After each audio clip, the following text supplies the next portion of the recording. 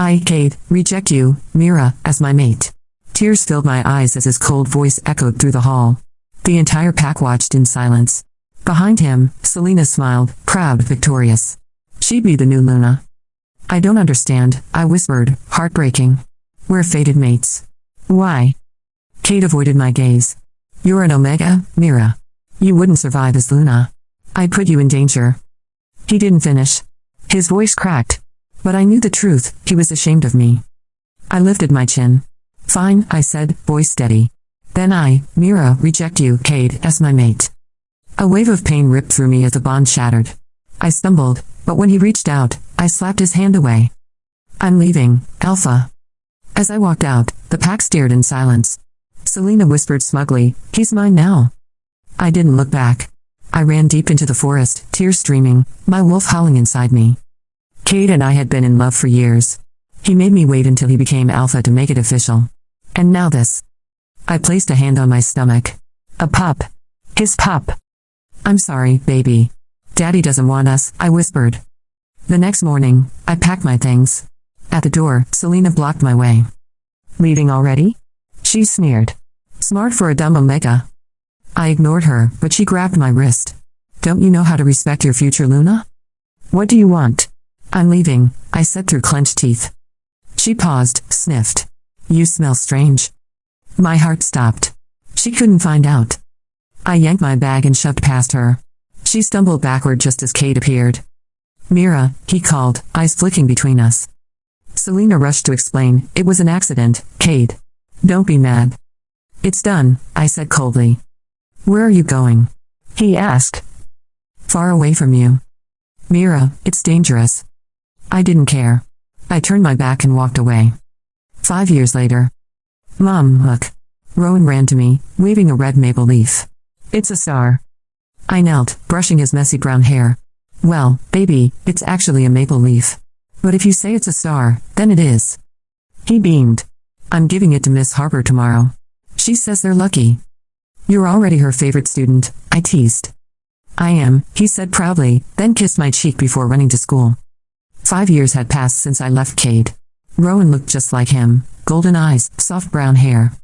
We lived in a quiet human town now, far from werewolf territory. I opened a small clinic and found peace in helping others. That morning, as I tended to an elderly patient, I thought of Kade. Did he ever think of us? Of Rowan? He's a good kid, Mrs. Andy said. Takes after his father. My hand froze, but I kept working. Something like that. Later, as the sun began to set, I sensed something strange. A shift in the air. My wolf stirred. Mom, Rowan shouted, running into my arms. How was school? I asked, masking my worry. Miss Harper's teaching us to make cookies. I smiled, but stayed alert. The next morning felt off. My wolf was restless. Mama, are you okay? Rowan asked.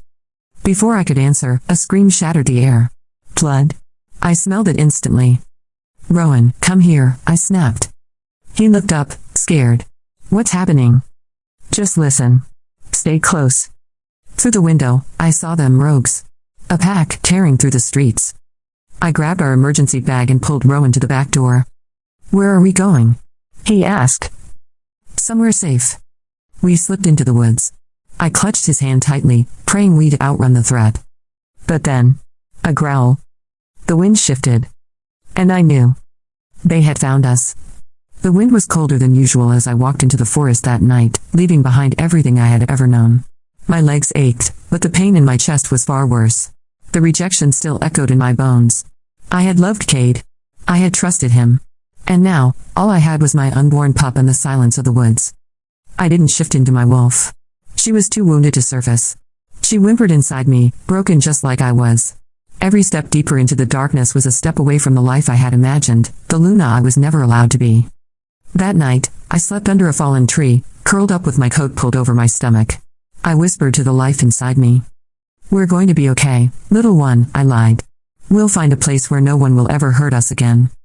I found the human town a week later, after stealing clothes from an abandoned cabin and traveling by foot through unfamiliar terrain. No one asked questions when I arrived. They just assumed I was a runaway, and I didn't correct them. A kind old woman named Evelyn took me in for a few nights, then helped me find a small apartment. She didn't ask why I cried in my sleep or why I flinched when someone knocked at the door. She just left a cup of tea and told me to drink water for the baby. In the months that followed, I built a life from nothing. I got a job as a clinic assistant, then studied quietly at night. By the time Rowan was born, I was licensed to practice basic medicine and herbal care. I named him after the tree that had sheltered me that first night. Strong, grounded, resilient. He was born with golden eyes, just like Kade. But unlike his father, Rowan was warm, bright, and full of light. He clung to my finger when he was only minutes old, and I made a vow right then. I would protect him with everything I had. I would never let him feel the kind of pain Kade left in my chest. The first few years were hard. I worked during the day, studied at night, and gave Rowan all my love in between. He never asked why he didn't have a father. He just wrapped his arms around me every night and said, "I love you, Mama." And that was enough. Now, 5 years later, I ran a small clinic in the town. People respected me. They trusted me. I was no longer an Omega. I was Mira, the healer, the single mother, the woman who survived. But some nights, I still felt it.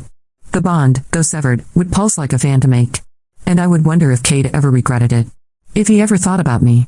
If he knew about the child he'd never met. I told myself it didn't matter. But I lied. Because the truth is, I still dreamed of him. And the dreams were not kind. The morning sun filtered through the curtains as I packed Rowan's lunch, listening to him talk about Miss Harper and his favorite storybooks.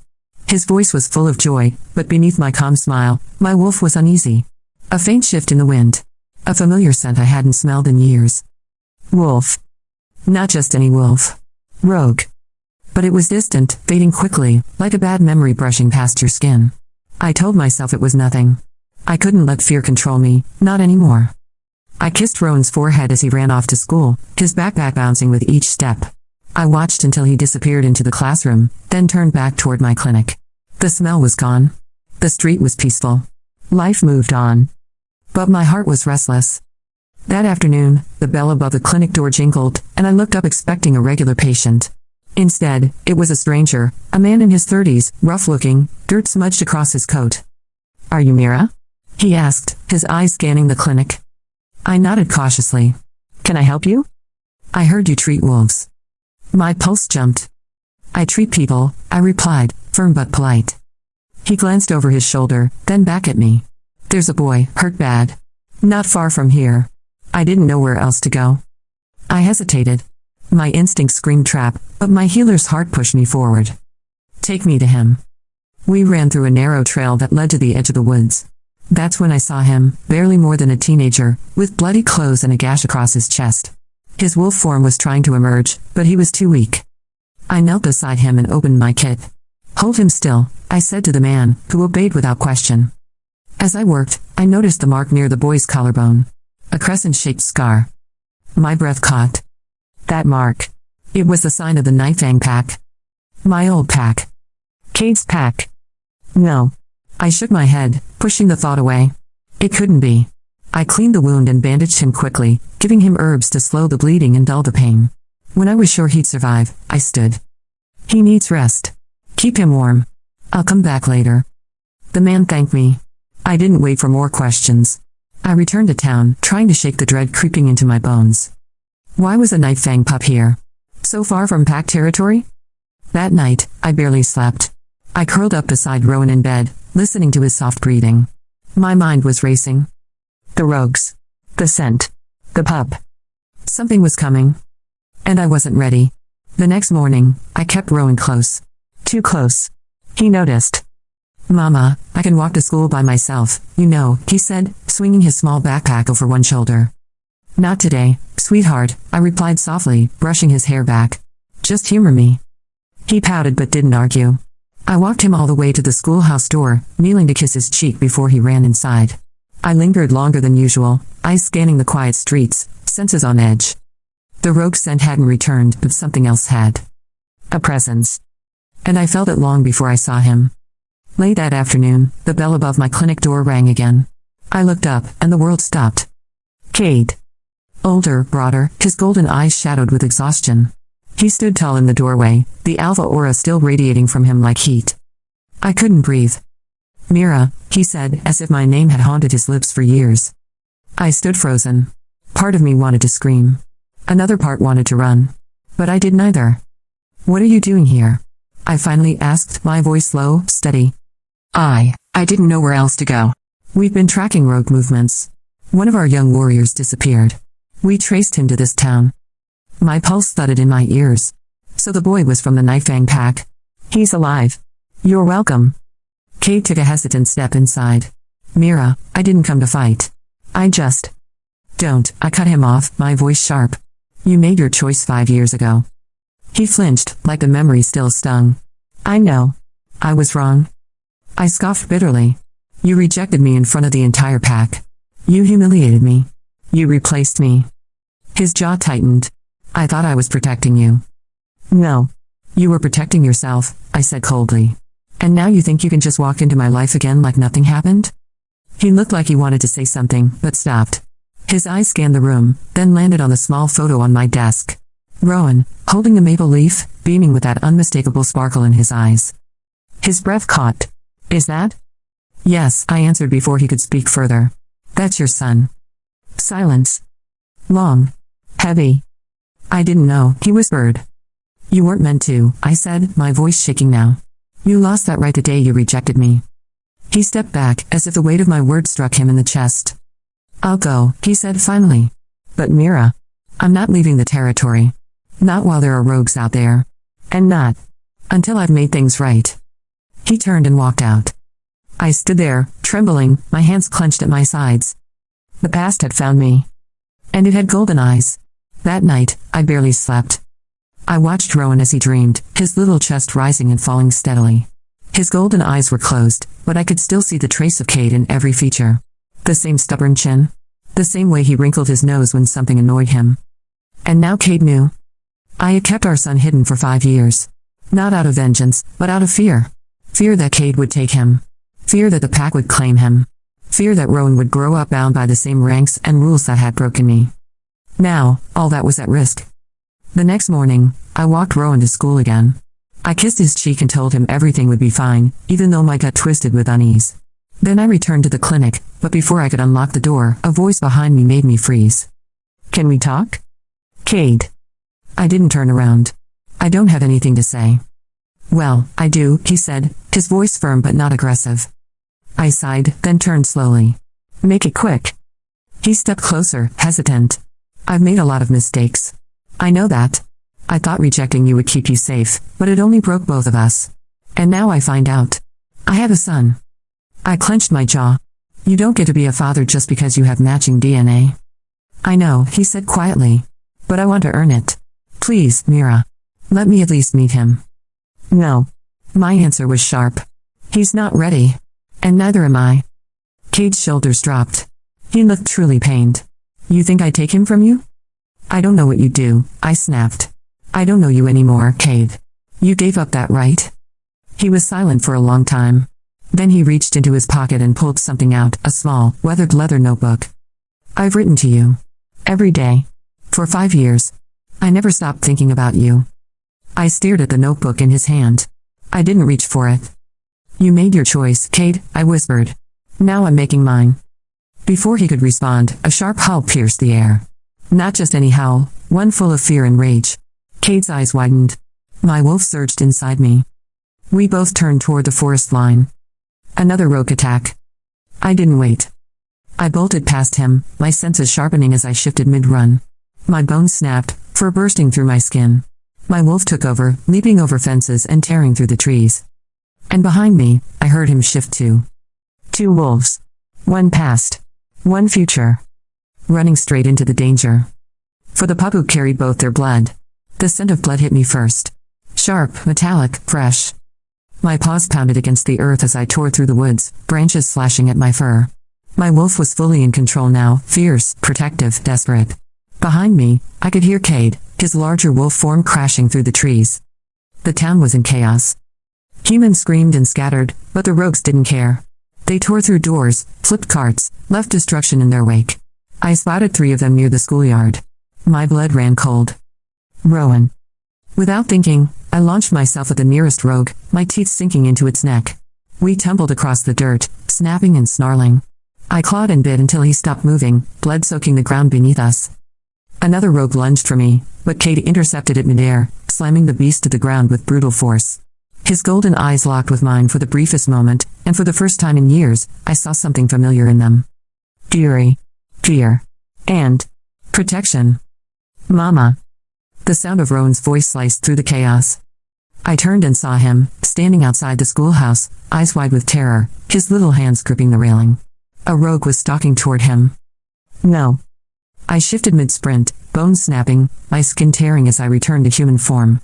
I threw myself between Rowan and the rogue, arms outstretched, ready to take the hit. But the rogue never reached me. Kade, now in human form too, tackled the beast from behind, slamming it into the dirt. They rolled, tangled in violence, until Kade pinned it with his claws and tore its throat open. Silence fell. Broken buildings. Blood-splattered dirt. Trembling children. I gathered Rowan into my arms, holding him tightly. You're safe now. You're safe, I whispered over and over, even though my heart still thundered in my chest. Kade stood, blood dripping from his arms and chest. His eyes found mine, and for once, there was no pride, no dominance, just raw, human pain. I won't let anything hurt him, he said, voice hoarse. I swallowed hard, brushing hair from Rowan's face. He's all I have. Kade took a step closer. Then let me help protect him. Please, Mira. I know I don't deserve forgiveness. But I can fight for it. The townspeople began to emerge slowly, the danger passed for now. Whispers filled the air, about the wolves, the fight, the truth. I looked at Rowan, clinging to me, and then at Kade, waiting. Maybe the past had found me. But the future. That still belonged to us to shape. The rogue bodies had been cleared. The blood had been scrubbed from the schoolyard walls. But nothing could erase the fear that lingered in the air. Or the way Rowan clung to me that night, refusing to let go. I sat on the edge of his bed, stroking his hair softly as he drifted into sleep. His little hands stayed wrapped around my wrist, like a tether anchoring him to safety. To me. Outside, the moon cast a silver glow over the town. I heard footsteps approaching the clinic porch and didn't have to look to know it was Kade. I stepped outside, closing the door gently behind me. He was leaning against the railing, arms crossed, shirt bloody but clean now. How's Rowan? Sleeping. Finally. He nodded, jaw tight. He's brave. Like his mother. Don't romanticize me, I replied coldly, but the words lacked venom. I'm not, he said. I'm trying to understand. Everything I gave up. Everything I lost. I turned away from him, arms wrapped around myself. You could have come looking for me, I said, the words spilling out like a slow bleed. You could have fought for me. For us. I thought I was protecting you, he whispered. But the truth is, I was afraid. Of not being enough. Of choosing wrong. And now? I asked, turning to face him. What do you want, Kade? He hesitated. I want to know my son. I want to make things right. Not as your mate. Not yet. Just. As a man who made the worst mistake of his life. Silence stretched between us. Rowan deserves to know who he is, Kade added. Not just where he came from, but what he can become. I closed my eyes. I had spent 5 years keeping my son safe from the world that broke me, but was I also keeping him from part of himself? Let me talk to him, I said finally. Let me decide when. I'll wait, Kade replied. As long as it takes. He turned to leave but paused at the steps. By the way, that little notebook? It's yours. Whether you ever read it or not. And then he was gone, swallowed by the night. I stood there for a long time, the cool breeze tangling in my hair, the stars above burning quietly. Maybe some wounds didn't fully heal. But maybe. They could stop hurting. The notebook sat untouched on my nightstand for 3 days. Every night, I would stare at it, fingers twitching, heart pounding. I didn't know what scared me more, what Kade had written or the idea that maybe he hadn't changed at all. But on the 4th night, when Rowan had fallen asleep after telling me he missed his wolf hero, I opened it. The first page held my name, written softly. Mira. Then came entry after entry. Letters I was never meant to read. Guilt poured out in every sentence, memories of us as teens, confessions of his sleepless nights, regrets about the rejection. He spoke about Selena too, how she wasn't the mate he thought he wanted, how their bond was shallow, political. She had left him after only a year. I didn't cry. Not then. But my hand shook as I turned to the final page. If I ever see you again, I'll accept whatever pain you give me. I deserve it. But I'll still fight, for a chance to know the boy who carries my eyes, and the woman who still owns my heart. I closed the notebook slowly, tears stinging my eyes. The next morning, I found Kade waiting outside the clinic, as if he knew I had finally read it. He didn't say anything, just looked at me, open, vulnerable. I told him, I said quietly. His eyes widened. Rowan? I nodded. I told him his father was someone brave once. Someone who made a mistake. But who might be trying to fix it? Kade's shoulders dropped with relief. Can I see him? After school, I said. But only for a little while. I'll stay. Of course. That afternoon, Rowan approached Kade slowly, curious but calm. You're really my dad? He asked, head tilted. Kade knelt down, eyes soft. Yes. I've missed a lot, but I want to know you, if you'll let me. Rowan blinked, then held out a red maple leaf. Then you need one of these. They're lucky. Kade took the leaf like it was gold. Thank you, buddy. I stood back, watching them. But peace was never permanent. That night, a messenger arrived from the Nightfang pack. A rogue lord had taken control of a northern territory, and was hunting for the Omega and her pup with alpha blood. They had found us. The words echoed in my ears long after the messenger had gone. The Omega and her pup with alpha blood. They weren't just after me now. They wanted Rowan. Kade stood by the window, fists clenched. The air around him pulsed with fury, his wolf dangerously close to the surface. They won't touch him, he growled. I swear it. I sat on the edge of the bed, heart heavy. They already know we're here. If they tracked us once, they'll do it again. We need to leave, he said. Tonight. I'll take you both to Nightfang. You'll be safe there. I shook my head. Safe? Back to the same pack that cast me aside? Where Omegas are stepped on like dirt. It's not the same, Kade replied, stepping closer. I've changed it. I became alpha after Selena left. I've spent the last 4 years tearing down everything my father built. Omegas have voices now. They have roles. Respect. I looked up at him, searching his face for truth. And I saw it, raw, painful, but real. He meant every word. Rowan came running into the room then, holding a stuffed wolf under one arm.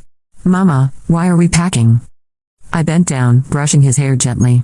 We're going on a trip, baby. Somewhere safe. Somewhere with more trees. Will there be stars? Always, I whispered. That night, we left under the cover of moonlight. Kade led the way in his wolf form, sleek and powerful, while I ran beside him. Rowan held close against my back in wolf form as well. His small heartbeat against mine gave me strength. But as we crossed into neutral territory, a chilling howl ripped through the air. Then another. And another. They were waiting for us. Kade shifted back mid-run, breath ragged. Keep moving, he ordered. I'll hold them off. No, I shouted, shifting back too. We stay together. Mira, please. A rogue burst from the trees, fangs bared. I caught him in time, tackling him to the ground. My claws dug into flesh, teeth snapping, but more shadows loomed behind. Rowan was screaming now, hidden behind a tree. 3 more rogues surrounded us.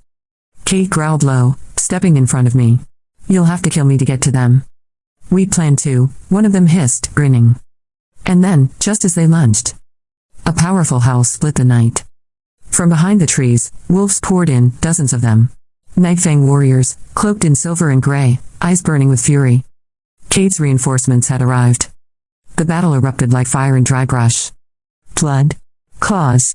Roars. But we weren't alone anymore. We fought together. Side by side. Alpha and Omega. Maid and mother. And when it was over, the rogues lay in silence. And Rowan stood between us, eyes wide with awe. Mama. Papa. You both turned into heroes. Dawn broke slowly, bleeding soft gold across the ruined battlefield. The air was heavy with the scent of blood and scorched earth, but it was over. We had survived. Rowan sat curled in my lap as I cradled him, his small hand gripping my torn sleeve, his face streaked with dirt but safe. Kade stood nearby, his body covered in wounds, but his gaze never left us. Never left me. The warriors gathered the bodies, tending to the wounded in silence. No one questioned my presence now. No one looked at me like I didn't belong. Because I had fought. I had led. Because I was more than an Omega. Kade approached, crouching beside me. His golden eyes searched mine. You were incredible. I did what I had to do. No, he said softly. You did what none of them could. You protected your son. You protected me. Mira. I was wrong. You weren't too weak to be Luna. You were too strong for the title they gave you. I swallowed hard. For years, I had dreamed of hearing those words. And now that they were real, I didn't know what to say. I never stopped loving you, he whispered. I just didn't know how to love you the right way. I looked down at Rowan, now dozing in my arms. My little boy, the bridge between two broken hearts. I don't need a fairy tale, I whispered. But I need truth. And I need to be equal. I'll never be beneath you again, Kade. You never were, he said, taking my hand. I see that now. And I want to spend the rest of my life making it up to you. The wind picked up, rustling the trees. Somewhere in the distance, a wolf howled, not a threat this time, but a song. A beginning. Rowan stirred, lifting his sleepy face toward us. Are we going home now? Kade looked at me. Wherever you are. That's home. I nodded slowly. Maybe the bond had been broken once. But now, we would build a new one, stronger, chosen and forged in fire. Not as Alpha and Omega. But as equals. As mates. As a family. Epilogue, 5 years later. The Nightfang territory had changed. What once was ruled by hierarchy and fear had become a place of balance. Omegas ran businesses, Betas served on the council, and Alphas led with compassion, not control. And at the center of it all stood Rowan. Now 10 years old, he ran through the training grounds, his golden eyes sparkling as he shifted mid-sprint into his sleek young wolf form. The crowd of onlookers, wolves of every rank, cheered.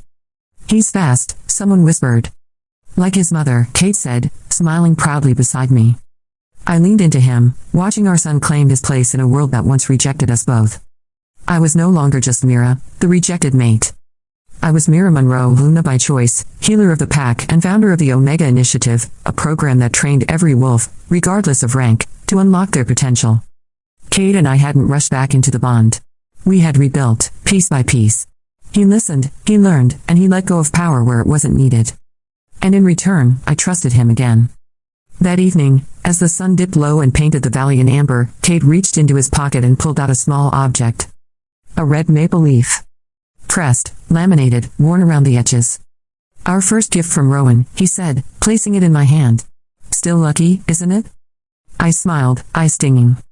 I already have everything I ever needed.